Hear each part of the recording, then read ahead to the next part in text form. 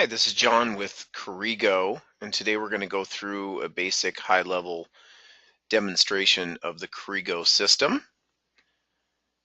We're going to start off here in the customer-facing portal, which we call the customer portal or client portal, and then from there we're going to follow a work order out to a couple different places, including a mobile technician who would be considered an internal technician, and then we're also going to go to a third-party vendor. Once we finish that, we'll go back to the back office. We'll take a look at some of the capabilities built into the back office, including some dashboards, work order monitoring, reporting, and we'll complete the demonstration with some reports that I've generated already. So let's get started. We'll take a look at the customer portal here as if I'm an employee at a single location. I can come in here and easily put in a request by clicking the request service button. And once I choose that, I have a general location here with a structure of some different services, which is completely customizable for each of our customers. I'll choose the air conditioning and heating category. And then once I do that, I'm going to get into the symptom or task level here where I can choose a particular issue. Now, each of these are set up in the Corrigo system with their own priorities and routing. I can also, as a client here, put in some notes to further describe the problem. Click the next button. Now, also built into the client portal is the ability to let them know that there may have been a duplicate work order or request put in the same category within a certain number of days, and that's what I'm being notified of here. The idea of this feature is to not have duplicates go in and sent out to service providers or technicians. At this point, the user can cancel out of this particular ticket because they see that it's already been reported. Let's go ahead and assume that this is a new ticket. We'll go ahead and click the next button. Notice here I can go ahead and attach a picture if I want to. This portal also works on a camera or smartphone, so if somebody's out and about and they see a problem, they can snap a quick picture of it. Let's go ahead and put the ticket in, and from that point, it goes into the system. There's a work order number assigned to it that's specific to that location. It's also been automatically routed based on a dispatch table, and that's been assigned to a particular vendor in this particular case. At this point, the employee can also do things like maybe add a note, cancel it. I've got the escalation turned on, which means that this user can go ahead and escalate this from a lower priority to a higher. That's an option, and they can also go ahead and attach a file or print. There's many different options that are available in the customer portal based on your particular situation. So those will be discussed and evaluated during the deployment and implementation period. Finally, down here on the bottom of the client portal, the client can come in and see things like open tickets. They can see things that are closed. They can also click in and see content. This could be anything from just seeing a log of everything that happened, but you can turn on additional things like the financial approvals, like quotes and invoices if you want to, as well as the ability to verify the work once it's been completed. That's about it for the client portal for right now. You also see a scrolling banner up here. This is another customization as well, and there's also another panel that can be turned on here, which is what we call a spend meter. From here, I'm going to go straight to the work order that was dispatched, which is going to lead me to the vendor or third-party subcontractor portal. This is the first glimpse here of what Corrigo calls the work order network. The work order network is Corrigo's private network of vendors that have been invited by our customers.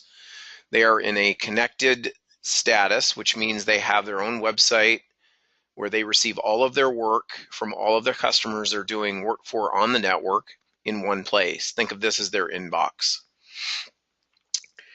Once they get the work order, which they get notifications via email, they can click into it and they can see all of the details, the who, what, when, why, and where of this particular ticket. They can also accept this ticket via email. I'm going to go ahead and do it here in the portal. Notice they can reject it as well. I'll go ahead and accept it. And when they do that, it lets everybody throughout the system, whether it be the client who put it in originally or the back office, lets them know that the ticket has been accepted by the vendor. Also, along with this work order is the invoice section down here with the financial information, including the not to exceed amount. Now, the vendors in the work order network, when they arrive at the job site, some of them, depending on the customer, will be asked to check in and check out. They can do that in two methods. One by a traditional dial-in from a landline type scenario, where they see the code up here in the work order, or they can also use a GPS check-in and check-out from the individual tech's smartphone. And that allows the technician to use their smartphone to check in. It'll pull up any work orders that are within 1/8 of a mile of that particular location where the technician is in. I'm going to go ahead and confirm my check-in right there. It lets me know that I've successfully checked in. If they're not actually at the location, it won't bring up any work orders if they're farther than 1/8 of a mile. Let's point out a couple of the other things that are in the vendor portal here for things to move smoothly and to streamline some processes. The vendor over here can add some messages in real time. Down here they can attach some documents or pictures. And over here to the left, if they need to ask for more money, they can come into the quote section, fill out their quote, their new amount, put their details in here, and submit that quote back to the back office, or even the customer can approve this in certain types of companies for approval. This is the formal way to increase the not to exceed amount for the vendor's invoice.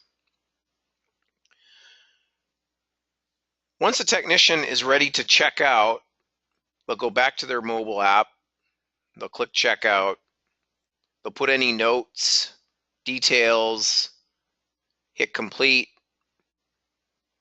That will close out the work order. If I go back to the provider's office view, I can see that it's been completed.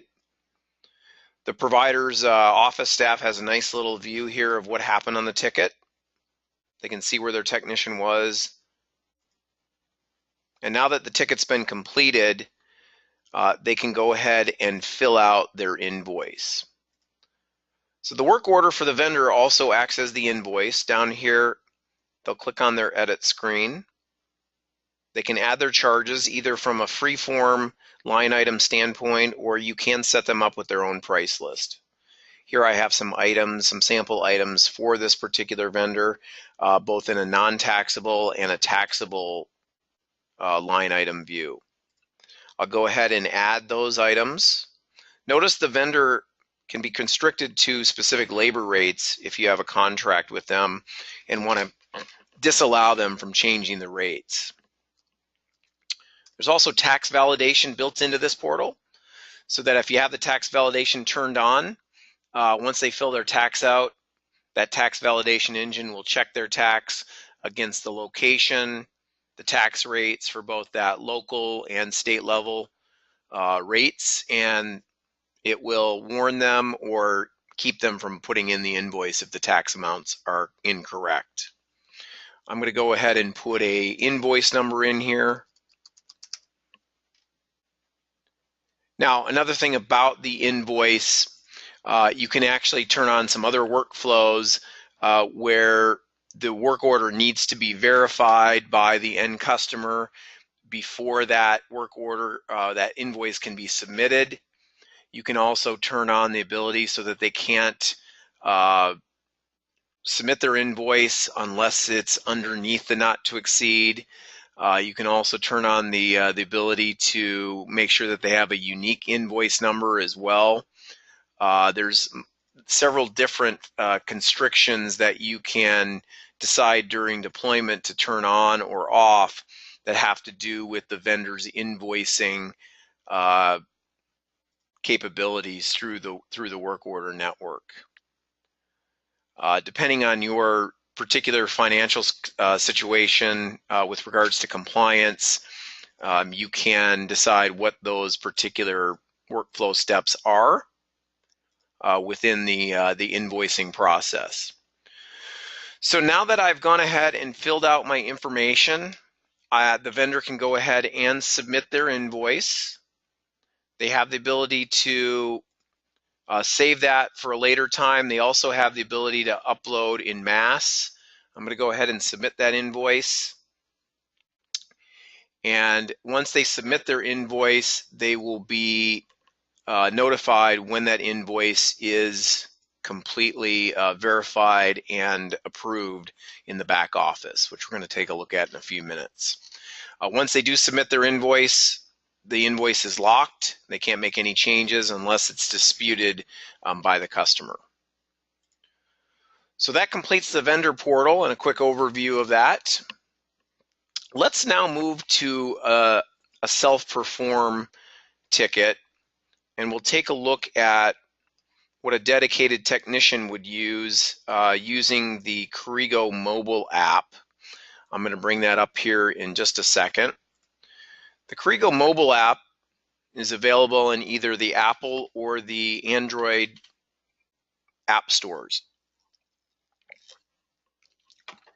I'm going to go ahead and log in here as my technician 1. Now this is a self-performed dedicated in-house technician. This is not a third-party sub or third-party provider. Just want to make sure everybody's clear about that. As a technician here, I have a My Work screen, and I can go in and find all of my new tickets. Down here I can get to my preventative maintenances. If they're scheduled, I can go in here and see them as a scheduled ticket. I'm going to go ahead and click into the new category, and here I can see that I have 2 different work orders. I can tell from the work order number which location they're at, and I can see some other high-level details. Now this replaces the old paper on a clipboard type model, or maybe getting an email or a phone call. This is a full-featured app that allows the technician to see all of the details regarding this work order. There's a menu up here that I'm going to refer to as I go through some different actions. And when they're ready to accept this ticket, they'll come into the menu and they'll do what we call a pickup. And that changes the status on the ticket to open, lets everybody know throughout the system that that ticket has been accepted by the technician. And when they're ready to start work on that, they're going to go and do what we call a check-in. That check-in actually captures their GPS location, as well as starting the job in real time. So now the clock is ticking on this particular job, and everybody throughout the system is notified either through an alert or an email letting them know the job's been started. The technician can come in and they can look up information using the app as well. So if I'm a technician and I want to come into my work description, I can click into it. I can click into my asset or category, and I can actually look up all of the tickets related to that particular category at this location using this app. This lets them go in, look up information that somebody else did, including notes, comments. They can't make any changes to these because they're in a historical mode, but they can look up information to find out more details. If the technician goes back to the front screen here, they can do lots of other things in terms of data entry that can include adding pictures, recording a voice memo. They can add any materials that they used, and they can even attribute this particular symptom call to a particular piece of equipment. So here the technician will go into the equipment list, pick a particular piece of equipment, and that opens up the asset attributes for that piece of equipment. These can include all types of fields regarding this particular equipment type. So as a technician, I can come in, make any changes to these fields, and that'll update the asset information in the core system. Here are some examples of some of those choices from this particular system. So I'm going to go ahead and relate that piece of equipment to this particular symptom call. In this case, this was a hot, cold, or a noisy call, and I'm going to say that this particular rooftop unit was the culprit. Down here I can add some costs or materials. This can either be done by barcode or just by typing in a quick search. So what we're trying to do here is allow the technician to enter all their data as well as look up key information about the job without having to go to a computer or look through some tedious files to find the information they're looking for. And when they're ready to complete the job, I'm going to come in here and check out. Notice they can also do some other things, like they can flag the ticket. That's the Corrigo version of saying, hey, there's an issue or a problem, or I need to raise this to somebody else's attention. They can put it on hold in case they can't finish it. I'm going to go ahead and check out, which stops the time. Also gets a GPS fix. Allows them to save that. And now the ticket and time have been paused. They can come back later in the day and put their completion notes in, or they may have just been called away to go to another important job, so they needed to pause this particular job. I'm going to go ahead and complete it. And I'll enter in some notes up here. What I like about this is nowadays you can talk right into any phone and it'll translate your voice. I'm going to also use what I call a repair code, which is a predefined note for equipment on why that failed. And then finally, I can also use the app to get a signature. So if my business requires me to get a signature from the particular person that requested this or the person responsible, I can hand the device over to that particular person, have them sign the device and accept the work. And even optionally, I can mail them out a copy directly from the device with their email address if I have it. So as you can see from the mobile app, for a self-perform technician, this is a valuable tool to be able to be more efficient throughout the day, get more information from their smartphone about the job or the piece of equipment, allow them to quickly enter their data in, and in real time close the ticket out. Now there's a couple other features I want to talk about on the mobile app that may or may not be used. One of those is the ability to be able to allow the user to create a ticket using the app. You can also allow the user to go in and look up equipment outside of a work order. So I can go and find a particular location. I can look up a piece of equipment. I can see information on that equipment.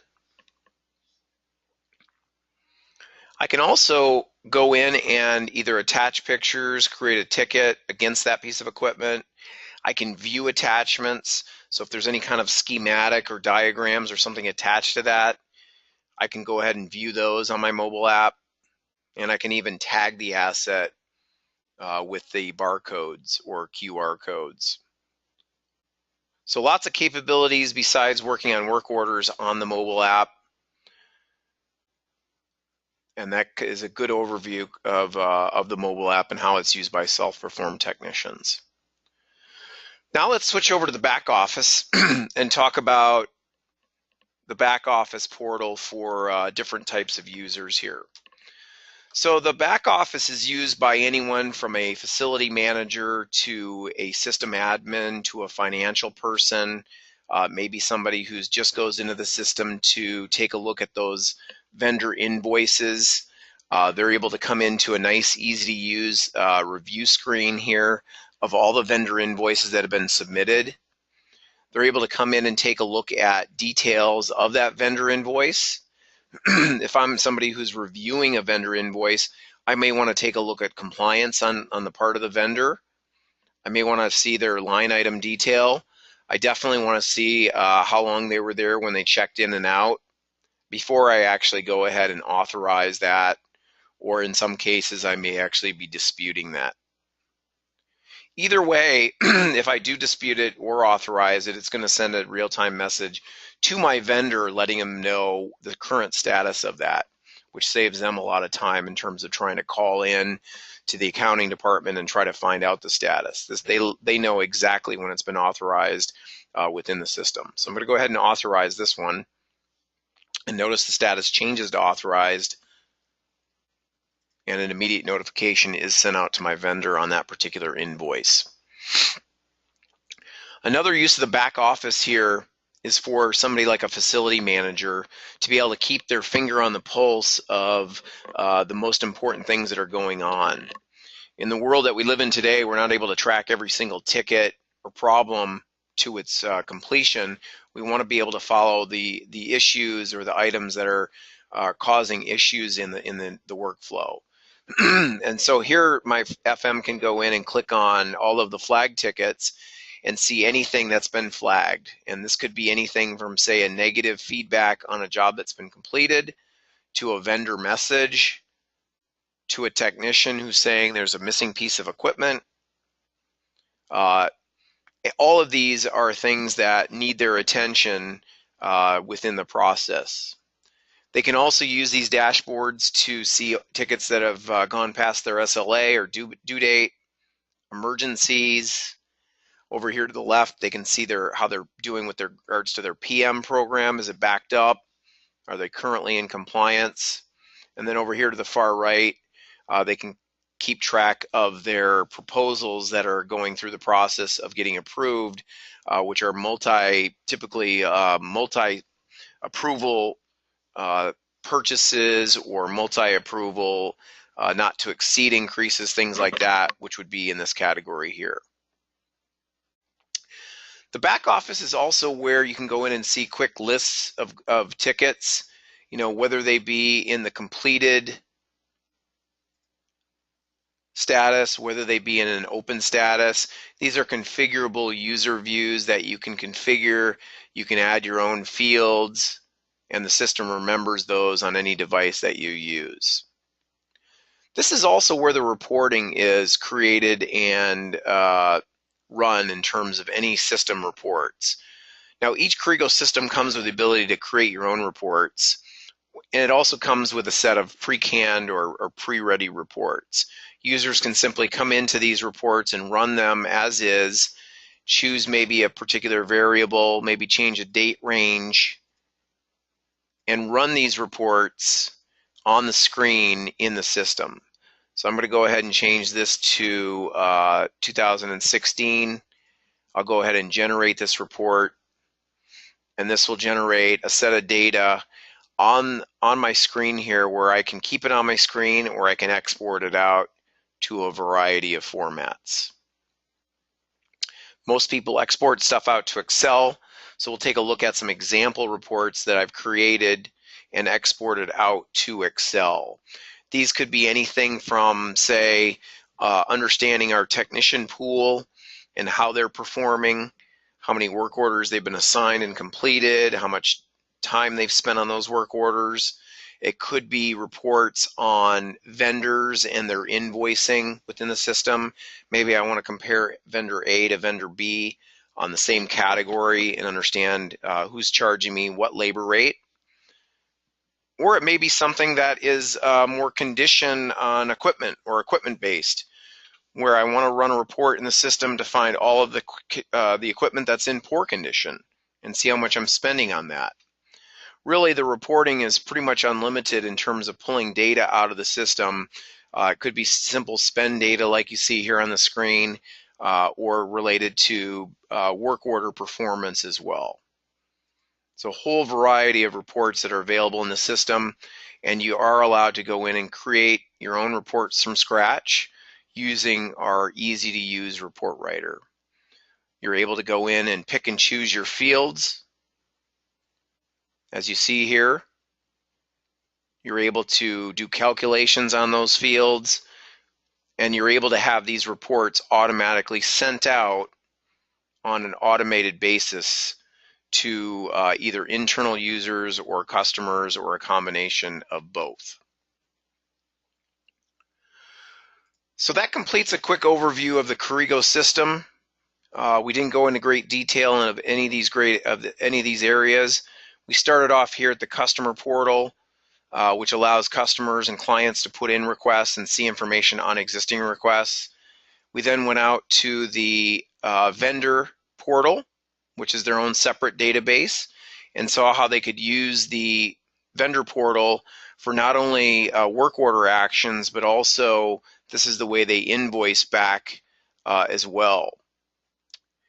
We then also went out to the internal technician, and we took a look at a smartphone and the native Corrigo app. And we saw how this app can be used to interact with work orders, to enter data in, to look up information on equipment history or work order history, as well as being able to create tickets on the fly out in the field. And then finally, we came back to the back office where we could see how different types of users could interact with the system in terms of doing things like reviewing vendor invoices. We also took a look at the dashboards. This is also the portal where all system administration, preventative maintenance gets set up, all reports and users and third-party service pros get set up, as well as where all of the settings regarding all of the different workflow settings and system settings are available to the system admin for this particular instance. Thank you for your time today. Hopefully this was beneficial and informative, and everybody have a nice day.